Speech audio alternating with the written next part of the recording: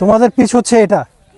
এটা স্যার আমরা স্যার গত বছর স্যার এই এক্সিবিশন ক্রিকেট লিগ দিয়েছিলাম আমরা, মানে যারা প্রাক্তন আছে আমরা প্রাক্তনরা মিলে পিচটা গত বছর আমরা করছিলাম। আচ্ছা, তো এখন হচ্ছে এই বোলিং লাইনটা আমরা এবারে ইনশাআল্লাহ আমরা খেলাটা দিব, মানে যারা প্রাক্তন আছে তো আমরা আবারও এটাকে একটু মডিফাই করব।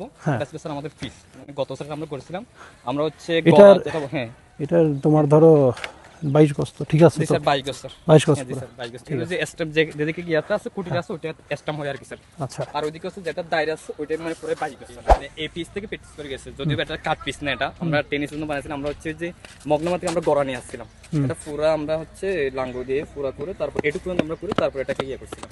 এখানে ধরো তোমার গ্রামে গঞ্জে একটা অনেকটা সমস্যা হয় কি, যে আশেপাশের থেকে ধরো উনি ঠিকই বলছে যে অন্যান্য পশু পাখি এরা সব চলে আসে এখানে, পরে পরিবেশটা একটু অনেকটা নষ্ট হয়ে যায়।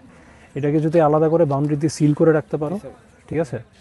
এটাকে আমরা নেট দিয়ে যদি প্র্যাকটিস জন্য রাখতে পারি তাহলে এখানে ওরা হচ্ছে খেলবে, ওখানে প্র্যাকটিস করবে, ওখানে নেট প্র্যাকটিস করবে, এখানে মোটামুটি মানে এটা আমি আমরা যেটা এখন তাহলে যেটা করতে পারি, আপনারা যে নেট প্র্যাকটিসের জন্য যে আলাদা করে একটা নির্দিষ্ট স্থান নির্ধারণ করছেন, ওখানে ধরেন এই যে বোলিং মেশিন, ঠিক আছে, বা ধরেন ওই যে প্লায়োমেট্রিক্স বা ফিল্ড সেটআপের জন্য যা যা লাগে ওরকম আমরা একটা মিনি সিমুলেশন টাইপের আর কি যেগুলো থাকবে, সেরকম কিছু যন্ত্রপাতির ব্যবস্থা আমরা ইনশাল্লাহ করতে পারি।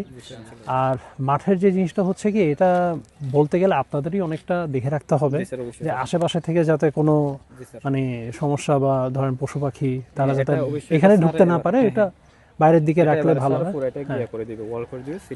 আর যখন ধরেন বাইরে থেকে অন্যান্যরা খেলতে আসবে, যখন উন্মুক্ত করে দিতে পারে একটা নির্দিষ্ট মানে সীমা রেখে, বাকিটা আপনারা ওদের জন্য উন্মুক্ত করে দিয়ে, তাহলে মোটামুটি ধরেন যদি এখানে যদি কিছু কাজ হয় তখন আপনাদের মানে মাঠটা হয়তো মোটামুটি ঠিক থাকবে, ঠিক আছে? তোমরা তোমাদের চেষ্টা চালায় যাও, ঠিক আছে? আর অনেক সময় দেখা যাবে যে তোমরা যা প্রত্যাশা করতেছো, তোমরা যা চাচ্ছ, অত সহজ না। অনেক কিছুই স্টেপ বাই স্টেপ আছে, সব প্রত্যেকটা পর্যায়ে গিয়ে দেখবে একটা ঘাটতি আছে, একটা বাধা আছে। তো এগুলো নিয়ে মন খারাপ করবা না, ঠিক আছে? তোমরা চেষ্টা চালায় যাবা, ইনশাল্লাহ হবে, ঠিক আছে?